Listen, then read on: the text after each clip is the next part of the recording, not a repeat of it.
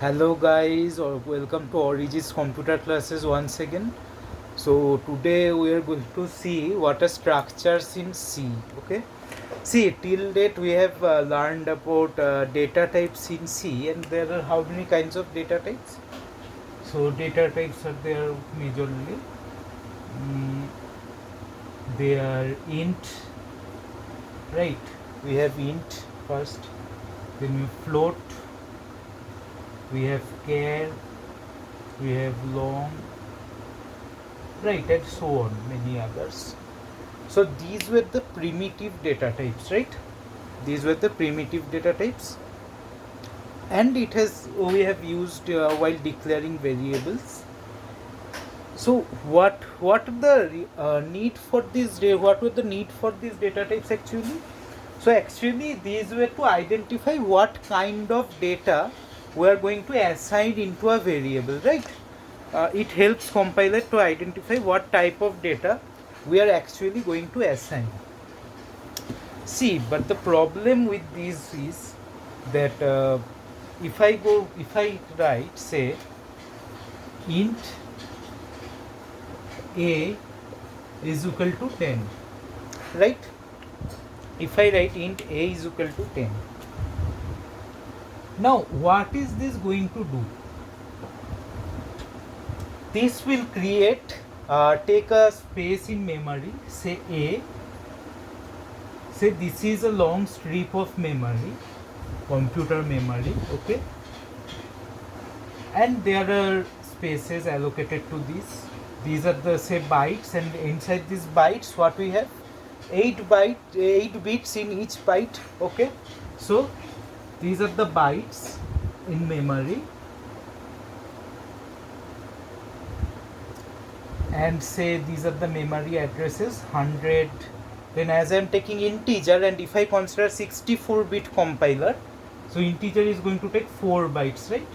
So just after this 100, okay, and then we have 101, 102, 103, 104, 105, 106, and so on, it goes on. So what is going to happen? Say A will be taking some 4 bytes, okay. Say these 4 bytes A has chosen for itself, 100 to 103, okay, and here 10 is stored. This is how the variable gets. Now what is happening? Int a is of integer data type, and it can only have integer kinds of value. See, a altogether a cannot have carry data of more than one type, right? Like, say, if a can be 10, 11, 12, I mean some whole numbers. It cannot have any fractional numbers.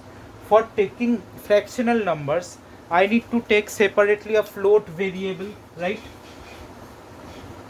Okay, say float f is equal to 3.20 and something like that, and then it will take another 4 bytes, then it will get allocated.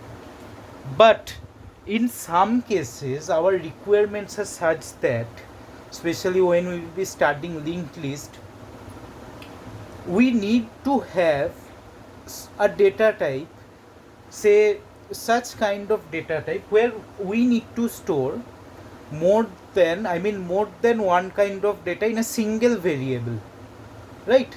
In more than one variable, in more than one type of data, more than one type of value in a single variable. For example, say there is a bank account, okay, a bank, okay, any bank, say bank name of the bank is, say, ABC, okay, ABC is the name of the bank. Now customer C1 has their account, customer C1, okay, he has a account number, C1 customer has a account number,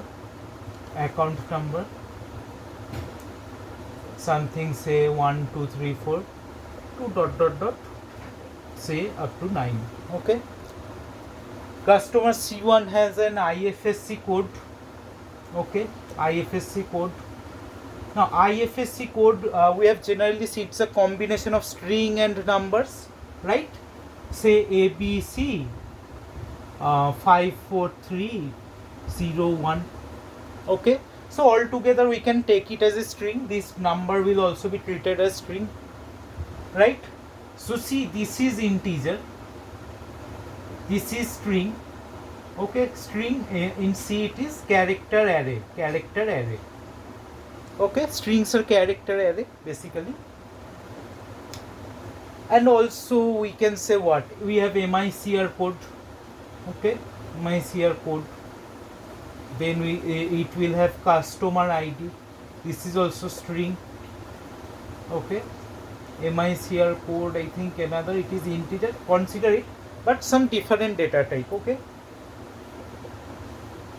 customer ID, say AB.00075 and something like that, right? So this is how. Then the amount which he has stored in it, he or she has stored in the savings account. Similarly, there is a customer C2. Okay, customer C2. He will also have an account number. Okay, and also IFSC code, also an IFSC code, MICR code. Okay, and so on, the customer credentials, I mean. Now, how to store them? Now, one way you can suggest, say, for storing the account number, okay, we can take an array of account numbers. Okay, say an array named account number. First of all, you have to fix the size. We don't know in bank how many customers are going to come. Still, say suppose I have taken 5,000 is the maximum limit bank can hold customers. Now account number at index 0, it is going to hold account number of customer 1. At index 1, it is going to hold the account number of customer 2, right, and so on. In fact, account number is very long, better I take it long, right? Long data type will be okay for keeping an account number.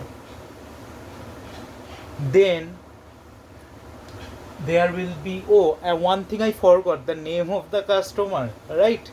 For that also we need another string character array. Okay, say C1, and here somewhere name of the customer is stored, care name, array bracket, sum. Say I am taking 50 maximum. So now for account number, first of all, we don't know how many customers are going to create the account, right? We do not know. Even if we know, see, for account number, okay, fine, we have stored the account number of each customer. Okay, if the customer number of customers are 5,000, fine, we can store them from 0 to 4,999. Now next is, if I come for the IFSC code, okay, so IFSC code can also be stored in an array. Okay, now separately, see, IFSC codes are again unique. Now we can create an IFSC code. Now what we need to do, we need to again maintain the order. IFSC code, if I go for IFSC code, in order to easily access at index 0 corresponding to the index 0 of account number, at index 0 of IFSC codes array, we must have the IFSC code of C1. We need to arrange it so systematically, right? Similarly, index 1, okay, at index 1, C2, right? IFSC code of C2, doesn't it become so hectic to store such things? I mean, for every customer to create one array. First of all, we don't know how many customers, because it is not limited to 5,000. Okay, if anyone wishes to create open an account tomorrow at any bank account, the bank cannot refuse, right? Say after 5,000 person number 5001 want to open an account at ABC Bank, right? If I talk about array, then we have to again newly create a separate array, right? Although we have see, this can be solved by dynamic memory allocation, but also these problems can be solved by using structures, right? So now, what are structures actually? Why the name structures? What will structures do? Structures will accumulate two to three data types. This is the property of structure, to create itself become a data type, right? How to explain it? Say, that is why we call structures as user defined data types. These are called structures. So I am raising it. Hope you have understood the main problem, these primitive data types. These are called user defined data types. These are called user defined data types, right?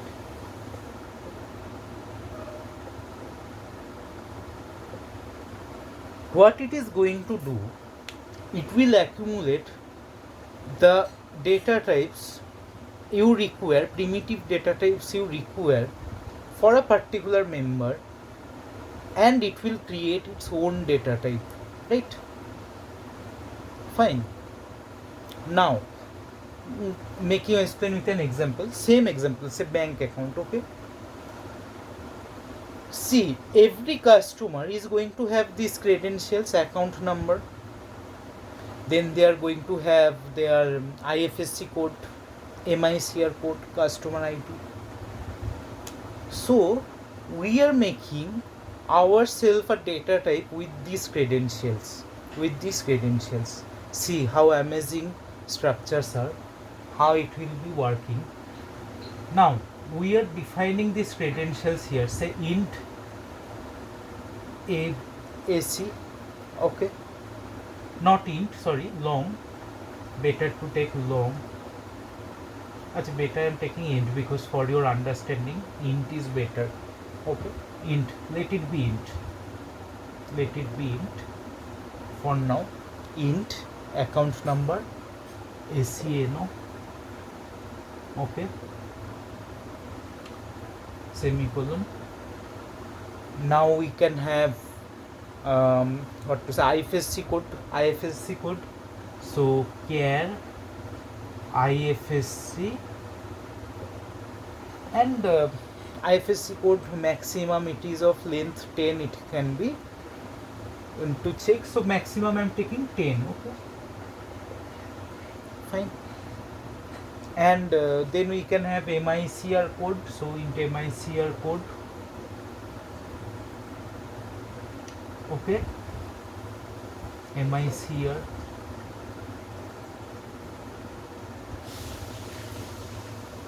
Then we can have customer ID, care cust ID, right? Customer ID is also I am taking say around 15, although customer IDs are not that long, okay. Now I am going to accumulate this to form a structure. I mean, what, I am using the wrong word constantly, accumulate. No, better to say I am going to like like when you create a structure, you need cement. You, for a house you are building, you need cement and everything, different materials you need. Here also I am taking types of different types of data, okay, different types of data, and combining them to form a structure. So as it is a structure, I am also naming it as the struct keyword with a small, s will be small, okay, struct, and you are making a structure, so you have to give it a name. So this is a say bank account credentials, I can say. So say struct bank details, okay, opening brace, these are inside it, this is, and then put a semicolon. So this is how a structure is formed with your primitive data types, okay. Now, so as it is a data type, see, like integer we know has 4 bytes, char it has 1 byte, okay, then, right. So as we are defining our own data type by combining these data types, what is going to be the size of our data type, these bank details? So integer will take 4 bytes, okay, this will take 1 into 10 bytes, MICR again 4 bytes, customer ID again 15 bytes, okay. So 15 plus 4 19, 19 plus 10 29, 29 plus 4 33 bytes, okay, 33 bytes, right. So this is just, see, memory is not yet allocated for our data type, right, because see, integer is a primitive data type. C has, till the time we don't declare a variable of integer data type, does it any allocate any memory for integer? No, na. Same way, we haven't declared any variables yet of type bank details. Have we done so? No, we haven't done it. That is why it is not, memory has not been allocated, but we have told the C compiler, basically you can say, what to say, it's just like a template or something, just told the C compiler that it is a new data type we are going to use and we have created by our own choice. This is our own self-made data type, okay. Now how are we going to use it? Just you have created your own data type, we will use it the same way as you have used the primitive data types. So say I am writing a program to have declared the packages above, C packages above, hash include stdio. So I am writing here the header files, okay, hash the header files you need to declare here, fine.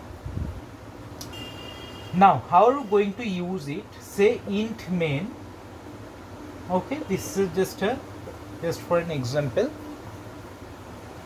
Now, so say there will be customer C1. Now see, we can take as many customers as possible. See how a bank can have as many customers as possible. So what will happen?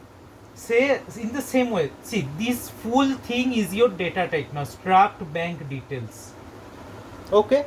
This whole thing is your data type. So use it. This is the name of your data type, struct bank details, okay. And now declare the variables, say C1, C2, C3, C4 and so on, as many as you require, okay. What are we actually going to do? As soon as the new customer visits your bank, okay, as soon as a new customer visit, actually in practical world we are going to create a linked list of these things, so that as soon as a new customer visits your bank, a new node will be created. Well, okay, that's fine. When I will be discussing linked list, then at that time I will be saying how we do it. But see, even if we don't know linked list now, we can declare variables for as many customers as possible. Yes or no? Okay? Just same. Now how we are going to see, every one of them, say C1 will be having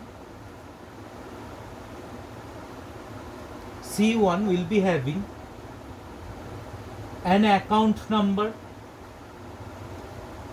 a column for account number of integer data type. Then it will have a space for MICR code, MICR. Yes or no? Wait, let me draw it a bit bigger.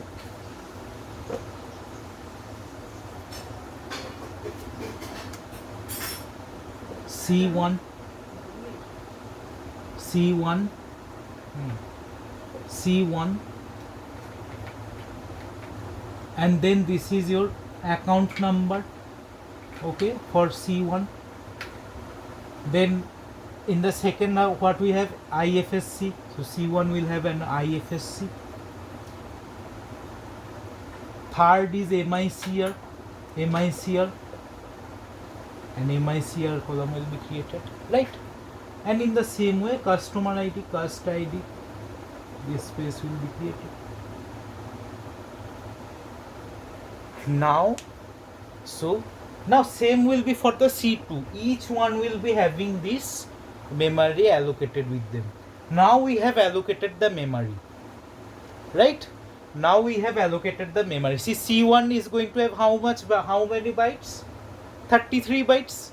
C1, 33 bytes for C1, okay, 33 for C2, 33 for C3, and so on. So altogether, how much space we are taking? 33 into 4, 4 3s are 12, 132 bytes. Okay. So although we are taking extra bytes, but this is required because we need to store as many customers. See, structures, linked list, dynamic memory allocation, these things are created with the view of real-time problems, right? Now, this is an example of a bank account. Suppose, say, if there is some hospital, they are the credential of other patients you need to store, okay? So you can create a structure there also of same data type. Then you can have the patient's name and the other credential patients, what it does he or she have a mediclaim or not, and these credentials, okay? Now, how are we going to store the data in structures? So, there are many methods. First method is, if you are going to store it manually by yourself, so C1 is equal to opening brace, okay, I am erasing this one, opening brace. Now first what we have, you need to maintain the order. You need to maintain the order. I mean, here account number comes first. So first you need to give data for account number only. It is not like that. First you store customer ID. It will throw compile time error, because if you first try to store customer ID, say ABC dot 1 2 3 4, and it is of a string data type first of all, then it is going to hit the integer, and integer cannot have string data type, so it will throw compile time. So you need to maintain the order. First you have account numbers. First give here the account number. Say 1 2 3 4 and so on dot 9. Okay, fine. Next you have IFSC code. So ABC 5 7 9, and so that is my IFSC code. Next is MICR code, say 1009543 okay, and customer ID ABC 000179. Okay, in the same way you can do for C2. Okay, say C2 has an account number 2468 and so on. Okay, then ABC ID, IFSC code ABC 682 and so on. It can continue. You can do the same for C3 C4 in this way. So this is when you store the customer IDs manually by you, what, so the variables, declare the data of the variables, put initialize the variables by yourself as a programmer. Okay. Now another method to do it is, another method to initialize your variables are, say I want to access, now this is say like a object, we can create an object. Acha, before that another thing, say I have declared the variables in the main function. Also you can declare variables here, C4, C5, C6. Here also you can declare the variables. And then see, as because this is inside the main function, you cannot use it in inside any other functions, right? If you declare any variable here, you can declare it in any of the functions, because as they are declared globally, right? You can do that also. Fine. Now other way of storing is, say I want to access account number, I want to access account number for C1. So what we can do, C1.acno is equal to 1 2 3 4 5 6 7 8 9. Okay. C1.ifsc is equal to ABC 5 7 3 9. Right. In the same way, C1.micr is equal to 0 0 5 7 9 8. Okay, and semicolon. Definitely you need to put semicolon to terminate. And this is how you can also accept values from user. Say I want to accept account number directly from user. Okay, so I am closing this main function also, return 0. I want to access account number, accept account number from user directly, right? Okay. See, in general account numbers are given by the bank. Okay. But say the user needs to do some transaction, or present day in mobile apps, okay, you need to, when first time you install the account, I mean the app, mobile app, you need to put your account number, IFSC code, everything. Now there at that time you need to accept it from the user. So say, so scanf mod d comma ampersand C1 dot account number. Okay, and the same thing you can do for all the variables, right? So this is how structure works. See, such a how simple it is made by using a structure. See, before, while we were using just primitive data types, we had to create array for C1, again for C2 separately, again for C3. So this becomes hectic, and moreover the number of customers become fixed. In array you cannot have, I mean you cannot read it, that is, it is a static memory allocation, and you cannot redefine the size again and again, right?